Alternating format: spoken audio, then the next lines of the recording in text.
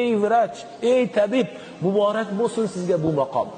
Bu maqom dunyoda boshqa bir basharni, bir insonga bu Alloh nasib qilmadi.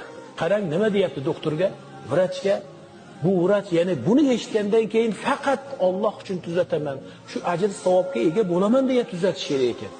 Kimdakim bir jonni jon bo'lib, nafs bo'lib, halokatga tushmasdan, o'lib ketmasdan, halokat bo'lib, yo'q bo'lib ketishdan asrab qoladigan bo'lsa, unda butun dunyodagi insonlarni jonini qutqarishlik ajri savobi beriladi. Abdulaziz tabib ustozlari kim desalar, bular mutallib emchi, ham doktor, ham tabib bo'ladilar. Biz bularda tahsil olganmiz. Bular Xotan Uyg'ur tabobati universitetida 30 yildan ziyod dars berganlar.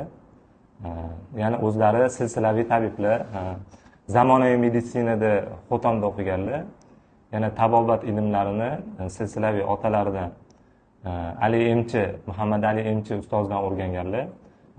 Hozirda Turkiyada tabobat ilmiy markazi vaqtida tadqiqot ishlarini olib boryaptilar. Ustozdan Alloh rozi bo'lsin, ko'p yaxshi ilmlar berganlar.